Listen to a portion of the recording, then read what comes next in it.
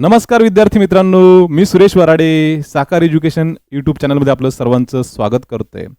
पुन्हा एकदा तुमच्या भेटीला आलोय एक मोठी रिक्रुटमेंट न्यूज घेऊन. जे की महाराष्ट्रातली कॅन्डिडेट्स आहे, मागच्या काही वर्षापासून सरळ सेवाची तयारी करतायत किंवा एमपीएससीची तयारी करतात, त्यांच्यासाठी एक गुड न्यूज आहे विद्यार्थी मित्रांनो. तसंच जे की बँकिंगची तयारी करणारे विद्यार्थी आहेत त्यांच्यासाठी सुद्धा एक गुड न्यूज आहे की ही जी रिक्रुटमेंट आलेली आहे महाराष्ट्र राज्यामध्ये जवळपास सर्वात मोठी रिक्रुटमेंट मानली जाईल या वर्षातली.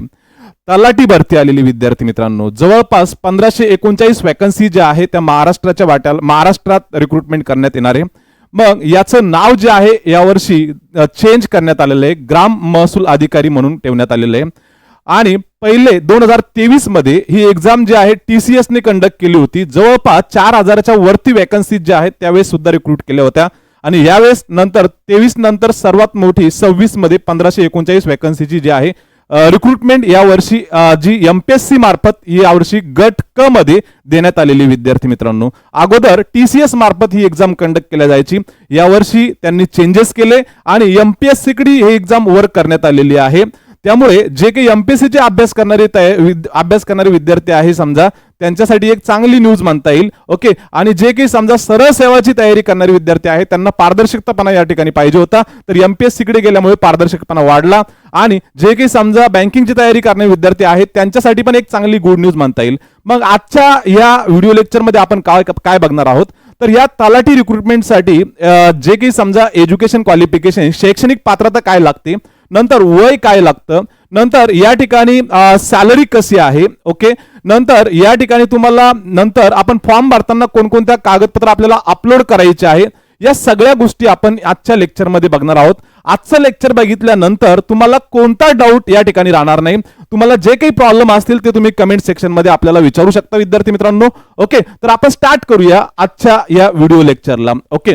तर 1539 वॅकन्सी ज्या आहे पूर्ण महाराष्ट्रामध्ये जवळपास जेवढे की विभाग आहे समजा प्रशासकीय विभाग, त्या सगळ्या प्रशासकीय विभागामध्ये हे पद जे आहे ते रिक्रूट केले जाणार आहे. आणि 5707 जे काही आहे समजा हे कोणकोणते पद आहे त्याबद्दल सुद्धा मी या ठिकाणी क्लिअर करणार आहे. परंतु मोस्टली फोकस जो आहे तो आजच्या लेक्चरचा असणार आहे तलाठी म्हणजे ग्राम महसूल अधिकारी या रिक्रुटमेंटवर. ओके.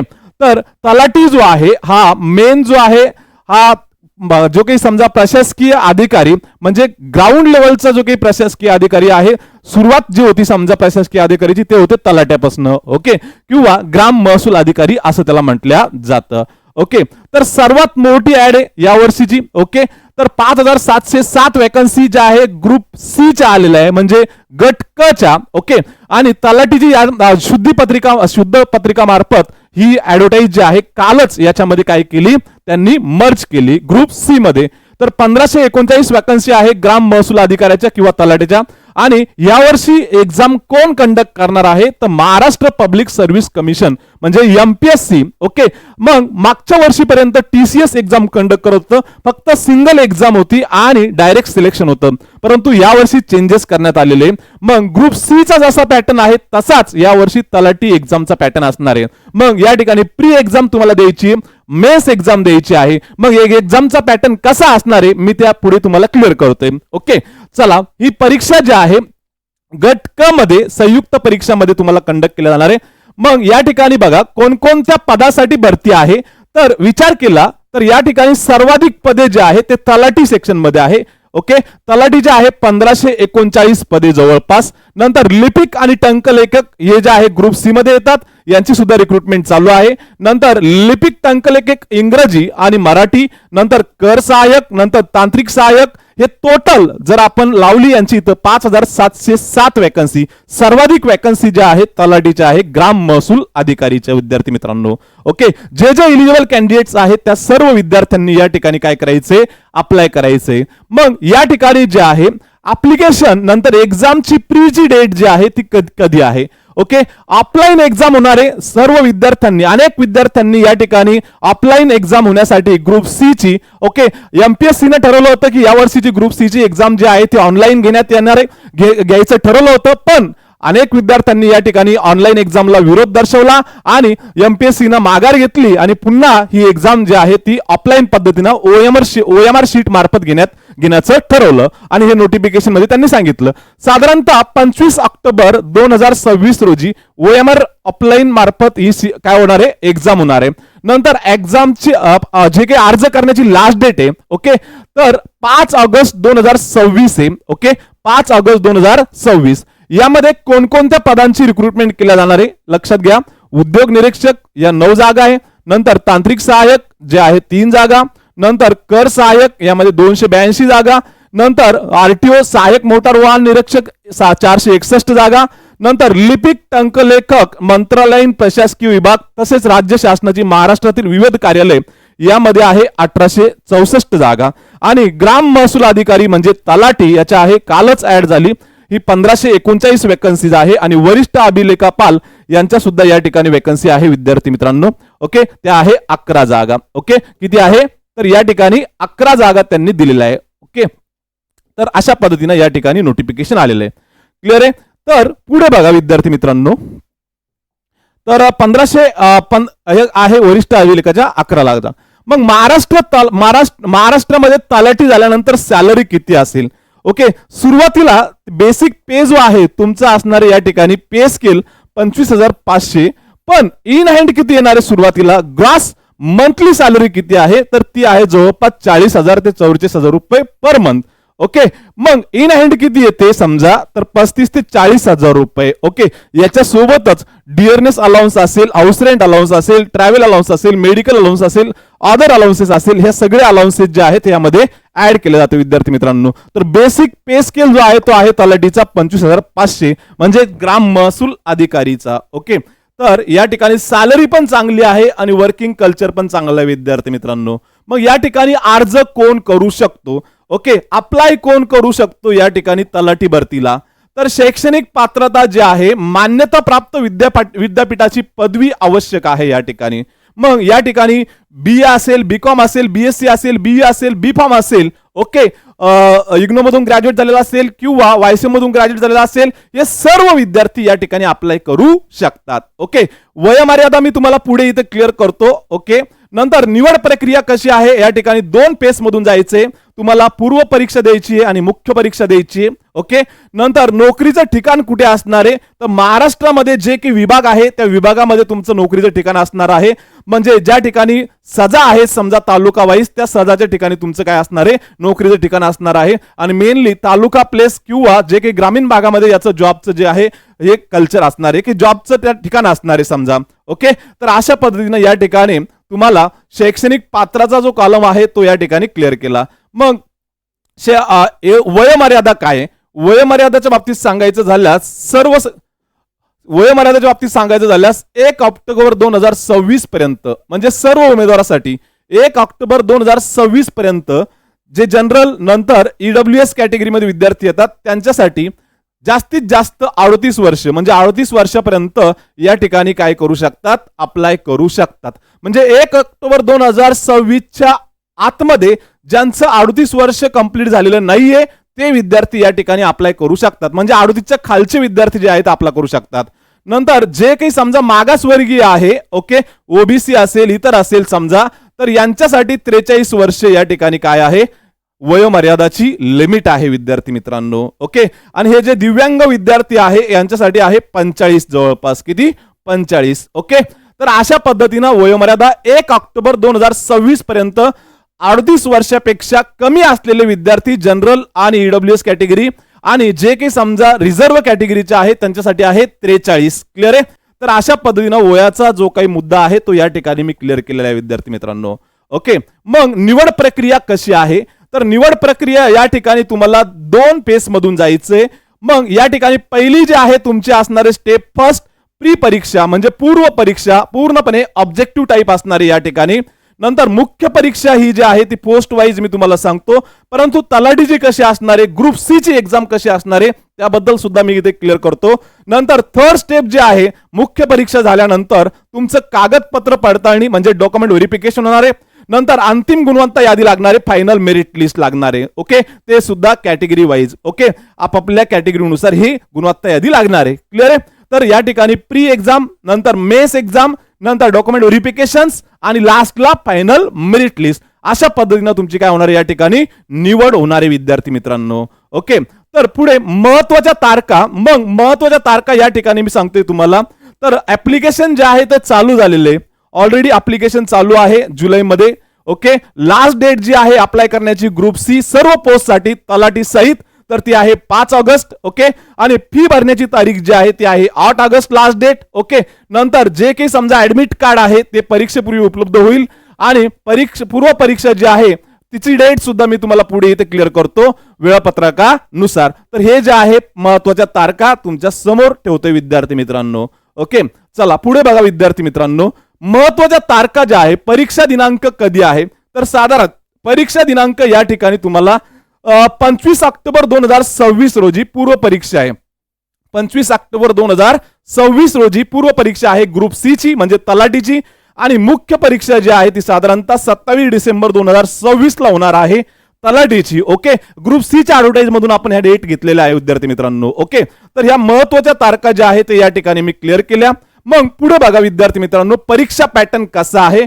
तर ग्रुप सी ला म्हणजे तलाठीला किंवा ग्राम महसूल अधिकारीला साधारणतः परीक्षेचं स्वरूप जे आहे साधारणतः एकूण 100 प्रश्न असणारे आणि गुण जे आहे ते सुद्धा 100 असणारे. ओके, कालावधी 1 तासाचा पेपर असणारे, एमसीक्यू टाईप असणारे पूर्णपणे ऑब्जेक्टिव्ह, आणि 1/4 जे आहे निगेटिव्ह मार्किंग असणारे. काय असणारे? 1/4 निगेटिव्ह मार्किंग असणारे. अशा पद्धतीचा तुमचा पेपर असणारे या ठिकाणी. काय प्री एक्झाम, नंतर 100 क्वेश्चन 100 मार्क्स, नंतर टाइम जो आहे 1 आवर आणि एमसीक्यू टाईप आणि 1/4 निगेटिव्ह. अशा पद्धतीनं तुमचा प्रीचा जो पेपर आहे ग्रुप सी चा तलाठीचा पेपर असणार आहे.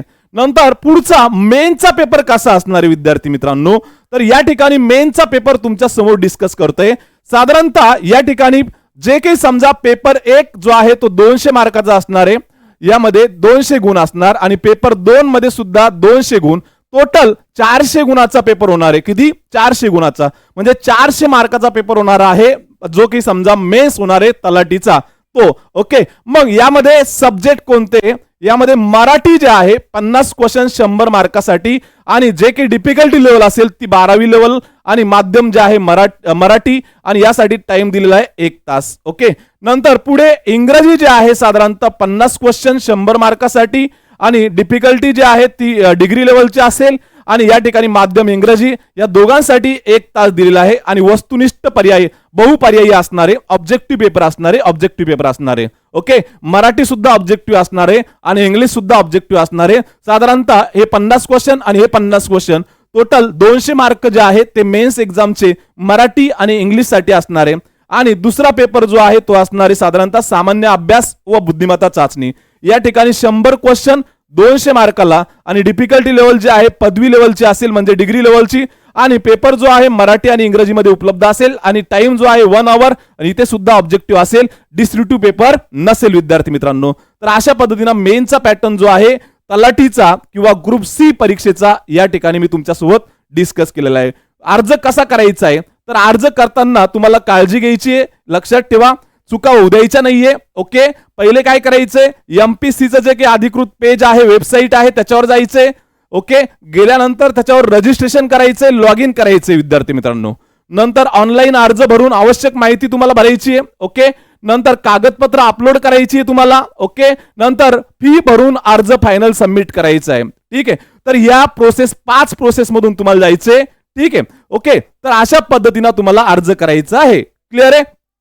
तर कशा पद्धतीने अर्ज करायचा आहे, तर तुम्हाला या ठिकाणी मी काय केलं विद्यार्थी मित्रांनो, क्लिअर केलं. ओके, चला पुढे बघा. आता अर्जासाठी काय काय लागतं, आवश्यक कागदपत्रे. ओके, अर्जासाठी आवश्यक कागदपत्र कोणकोणते आहे, तर आपल्याला पहिले आधार कार्ड जे आहे स्वतःची प्रत ती आपल्याला या ठिकाणी गरजेची आहे. नंतर 10वी 12वी मार्कशीट स्वतःची प्रत, नंतर पदवी प्रमाणपत्र जे आहे समजा. ओके, डिग्री सर्टिफिकेट, नंतर डोमेसाइल सर्टिफिकेट जो आहे रहिवासी प्रमाणपत्र. ओके, नंतर जात प्रमाणपत्र लागू असल्यास, नंतर ईडब्ल्यूएस प्रमाणपत्र आणि नॉन क्रिमिनल सर्टिफिकेट सुद्धा गरजेचं आहे. नंतर पासपोर्ट साईज जो आहे ओके, फोटो या ठिकाणी अपलोड करायचा आहे आणि जे काही स्कॅन केलेली स्वाक्षरी जी आहे, साईन जे आहे, या गोष्टी तुम्हाला इथे अपलोड करायच्या आहे. म्हणजे या 8 थिंग्स तुम्हाला फॉर्म भरायला तुम्ही बसाल त्यावेळेस तुमच्याजवळ असणं गरजेचं आहे, हे लक्षात घ्या. जेव्हा तुम्ही लॉग इन कराल, रजिस्ट्रेशन कराल, त्यावेळेस या गोष्टी तुम्हाला त्या ठिकाणी फॉर्म भरताना तुमच्या जवळ असायला पाहिजे. मग तयारीला सुरुवात करायचं आहे तर काय करायचंय, या ठिकाणी पहिले आपल्याला परीक्षा पॅटर्न समजून घेणं गरजेचं आहे. किती आहे? 100 प्रश्न, 100 गुण आहे, 1 तास आहे, पूर्णपणे ऑब्जेक्टिव्ह पेपर आहे, 1/4 निगेटिव्ह मार्किंग आहे. क्लिअर आहे? तर अशा पद्धतीने या ठिकाणी पेपरचा पॅटर्न ठरलेला आहे. ग्रुप सी चा, तलाठीचा, ग्राम महसूल अधिकारीचा. ओके, तर अभ्यासक्रम जो आहे तो कसा असणार आहे त्या या ठिकाणी मी क्लिअर करतोय. ओके, आता या ठिकाणी सिलेबस काय काय आहे, सब्जेक्ट कोणकोणते तुम्हाला विचारले जाणार आहे परीक्षेमध्ये. तर या ठिकाणी इतिहासाचा जर विचार केला तर इतिहासामध्ये काय विचारलं जाणार, तर आधुनिक इतिहास आणि महाराष्ट्राचा इतिहास या ठिकाणी तुम्हाला विचारलं जाणार. ओके, नंतर भूगोलाचा जर विचार केला, जिओग्राफीचा, तर भारताचा भूगोल आणि महाराष्ट्राचा भूगोल जे आहे ते या ठिकाणी विचारलं जाणार आहे. नंतर पॉलिटिकल सायन्स, राज्यशास्त्र जे आहे या ठिकाणी भारतीय राज्यघटना आणि शासन व्यवस्था. नंतर इकॉनॉमी जे आहे, अर्थव्यवस्था, या ठिकाणी भारतीय अर्थव्यवस्था आणि महाराष्ट्राची अर्थव्यवस्था, याचा तुम्हाला अभ्यास करणं गरजेचं आहे. चालू घडामोडी, करंट अफेअर्स मध्ये भारत, महाराष्ट्र आणि आंतरराष्ट्रीय चालू घडामोडी तुम्हाला बघावं लागेल. सामान्य विज्ञानचा जर विचार केला तर फिजिक्स, केमिस्ट्री आणि बायो. नंतर अंकगणिताचा विचार केला तर गणित, बीजगणित आणि भूमिती. ओके, आणि बुद्धिमत्ता चाचणीचा विचार केला तर लॉजिकल रिजनिंग, विश्लेषण क्षमता आणि समस्या सोडवणे. हे जे काही सब्जेक्ट आहे, हे सब्जेक्ट आपल्याला जे काही समजा प्री एक्झाम आहे त्या प्री एक्झामला सुद्धा आपल्याला करायचे आणि मेन्स एक्झामला सुद्धा करायचे विद्यार्थी मित्रांनो. ओके, तर मेन्स एक्झामला महत्वाचे जे काही टॉपिक आहे, समजा मराठी, इंग्रजी, अर्थव्यवस्था, या ठिकाणी कशा पद्धतीने क्वेश्चन विचारले जाणार आहे त्याबद्दल आपण चर्चा करूया.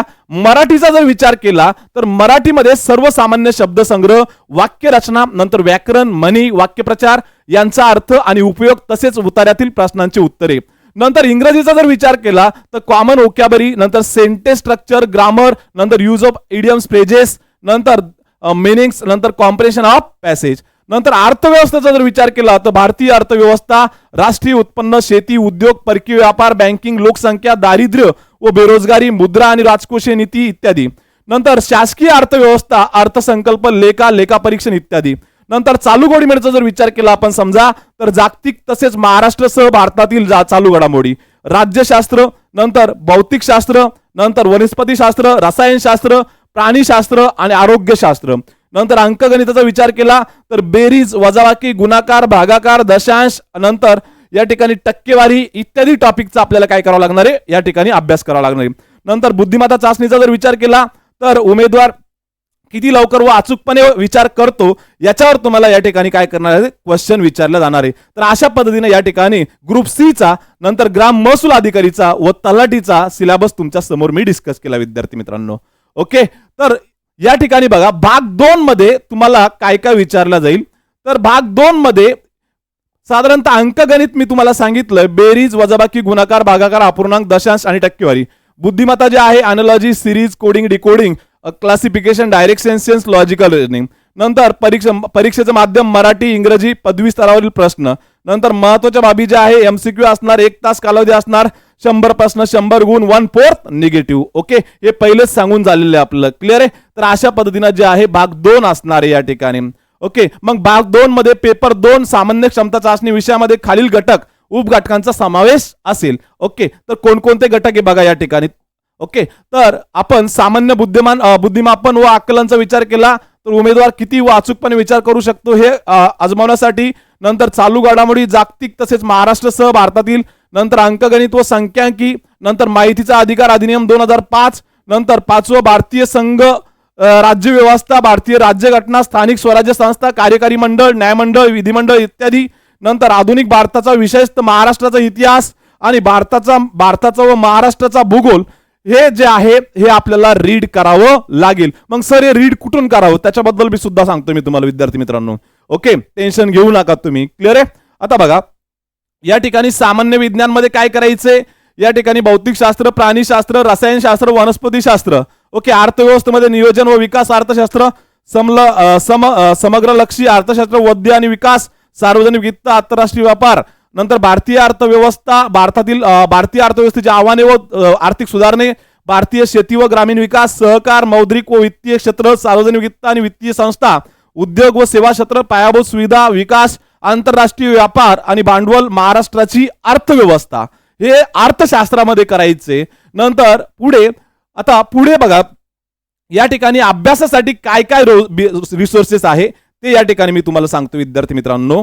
ओके, तर मग काय करायचंय आता आपल्याला एनसीईआरटीचे 6वी ते 12वी जे आहे इतिहास, भूगोल आणि विज्ञान हे बुक्स जे आहेत रेफर करायचे.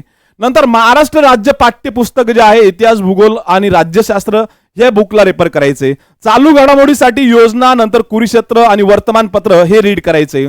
नंतर जे बेस्ट सोर्स जो आहे एक्झामचा, मागचे जे काही पेपर झालेले समजा PYQ हे सुद्धा आपल्याला काय करायचे, सॉल्व्ह करायचे, प्रिव्हियस इयर क्वेश्चन पेपर. नंतर मॉक टेस्ट द्यायचे आहे ऑनलाईन, ओके, किंवा ऑफलाईनच्या स्वरूपात जे काही समजा बुक्स मध्ये उपलब्ध आहे ते तुम्ही या ठिकाणी देऊ शकता OMR शीटच्या माध्यमातून. नंतर आपल्याला जे काही नोटिफिकेशन आहे, सिलेबस आहे तो आपल्याला चेक करायचा आहे. तर ऑफिशियल वेबसाईटला आपल्याला व्हिजिट द्यायचं किंवा आपण या ठिकाणी काय केलेलं आहे, क्लिअर केलेलं आहे विद्यार्थी मित्रांनो. ओके, तर अशा पद्धतीने तुम्हाला काय करायचंय, तयारी करायची विद्यार्थी मित्रांनो. ओके, तर या ठिकाणी अप्लाय करण्यासाठी आपल्याला फीस किती आहे याच्याबद्दल सुद्धा चर्चा करणं गरजेचं आहे. ओके, तर फीस साधारणतः जे काही समजा जनरल कॅटेगरी, ओबीसी कॅटेगरीचे विद्यार्थी आहे त्यांच्यासाठी 394 रुपये. ओके, संयुक्त पूर्व परीक्षेसाठी आणि मुख्य परीक्षेसाठी आहे 544 रुपये. म्हणजे प्री साठी वेगळी द्यायची आहे, मेन्स साठी फीस वेगळी द्यायची विद्यार्थी मित्रांनो. आणि जे काही समजा मागासवर्गीय विद्यार्थी आहे त्यांच्यासाठी आहे 294 रुपये प्री साठी आणि मेन्स साठी आहे 344 रुपये. अशा पद्धतीने फीस जे आहे ठरवलेली आहे MPSC ने. ग्रुप सी साठी, तलाठीसाठी, ग्राम महसूल अधिकारीसाठी. ओके, तर अशा पद्धतीने या ठिकाणी त्यांनी अप्लिकेशन करण्यासाठी फीस ठेवलेली आहे. ओके, माजी सैनिक साठी 44 आहे आणि जे काही माजी सैनिक फॉर्म भरतील त्यांच्यासाठी. ओके, नंतर या ठिकाणी तुम्हाला काय करायचंय, कोणत्या चुका टाळायच्या आहे याच्याबद्दल आपण थोडी चर्चा करू विद्यार्थी मित्रांनो. ओके, तर बघा परीक्षेचं स्वरूप तुम्हाला सांगितलं. प्री परीक्षा ज्या आहेत साधारणतः 100 क्वेश्चन 100 मार्कासाठी असणार आहे आणि मेन्स एक्झाम जी आहे साधारणतः 400 गुणाची असणार आहे. या ठिकाणी मराठी 50 क्वेश्चन 100 मार्काला, इंग्रजी 50 क्वेश्चन 100 मार्काला 200 आणि जे काही दुसरा पेपर जो आहे समजा FTचा तो साधारणतः 100 क्वेश्चन 200 मार्काला, 400 मार्काचा पेपर असणार आहे पूर्णपणे. ओके ओके, अशा पद्धतीने जो आहे पेपरचा पॅटर्न असणार आहे. पहिला प्री जो आहे तो फक्त 100 मार्काचा असणार आहे ऑब्जेक्टिव्ह MCQ आणि दुसरा पेपर जो आहे समजा त्याच्यामध्ये 2 पेपर होणार आहे, मराठी इंग्लिश 1 आणि नंतर या ठिकाणी सामान्य ज्ञान, नंतर गणित, बुद्धिमत्ता हे सगळे जे काही आहे ते दुसरा पेपर असणार आहे 100 क्वेश्चन 200 मार्काला. टोटल 400 मार्काचा पेपर असणार आहे ग्रुप सी चा तलाठीचा. क्लिअर आहे. मग आता तुम्हाला काय करायचंय, परीक्षेचं स्वरूप या ठिकाणी समजलेलं आहे.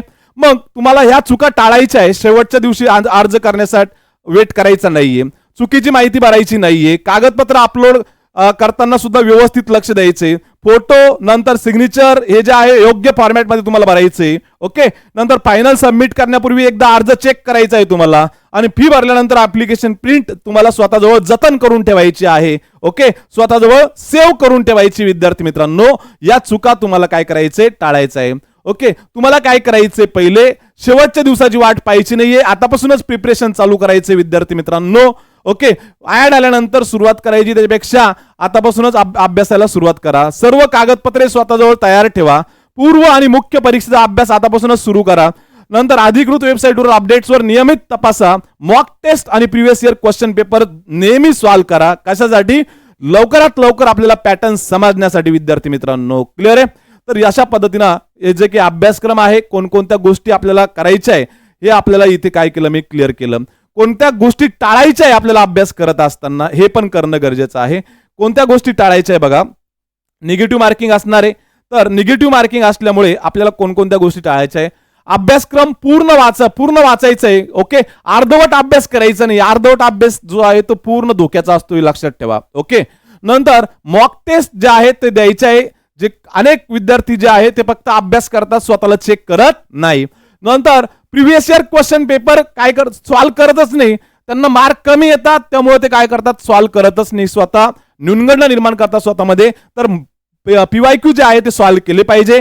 टाइम मॅनेजमेंट स्वतःचं चेक केलं पाहिजे. नंतर शेवटच्या दिवसासाठी रिव्हिजन जे आहे शेवटच्या दिवसासाठी ठेवणे, म्हणजे रिव्हिजन सतत करत राहावं लागेल तुम्हाला. आणि निगेटिव्ह मार्किंग सुद्धा काय करावं लागतील, लक्षात ठेवावं लागेल विद्यार्थी मित्रांनो. ओके, चला तर ह्या चुका तुम्हाला टाळायच्या आहे जेव्हा तुम्ही स्टडीला सुरुवात करतायत त्यावेळेस. ओके, जे विद्यार्थी आमच्या युट्यूब चॅनलला नवीन असतील त्या विद्यार्थ्यांनी आमचं युट्यूब चॅनल, जे लोक व्हिडिओ बघत असतील त्यांनी आमचं साकार एज्युकेशनचं युट्यूब चॅनल जे आहे, नोटिफिकेशन लेक्चर असेल, व्हिडिओ लेक्चर्स असतील सब्जेक्ट वाईज, यासाठी आमचं चॅनल जे आहे ते सबस्क्राईब करायचंय आणि इथून पुढचे नोटिफिकेशन लेक्चर जे आहे किंवा सब्जेक्ट वाईज जे काही लेक्चर आहे ते बघायचंय आणि बघितल्यानंतर हक्काचा लाईक करायचंय आणि जे तयारी करणारे विद्यार्थी आहेत त्यांच्यापर्यंत हा व्हिडिओ तुम्हाला शेअर करायचा आहे विद्यार्थी मित्रांनो. तर हे युट्यूब चॅनल आहे साकार एज्युकेशनचं. नंतर आमचं टेलिग्राम चॅनल आहे साकार एज्युकेशनचं.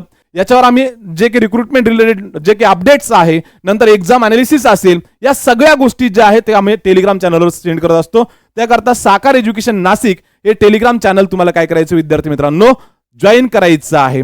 नंतर इंस्टाग्रामवर आमचं इंस्टावर साकार एज्युकेशनचं जे काही पेज आहे याच्यावर सुद्धा इन्फोग्राफिकच्या माध्यमातून आम्ही काय करत असतो, रिक्रुटमेंट रिलेटेड असेल, एक्झाम पॅटर्न रिलेटेड असेल, इन्फॉर्मेशन देत असतो विद्यार्थ्यांना. त्याकरता साकार एज्युकेशन नाशिकचं जे काही इंस्टाग्रामचं पेज आहे ते तुम्हाला फॉलो करायचं विद्यार्थी मित्रांनो. ओके, तुम्हाला माहिती कशी वाटली आमच्या कमेंटमध्ये कळवा. थँक्यू. पुन्हा भेटूया पुढच्या व्हिडिओमध्ये. तोपर्यंत बाय.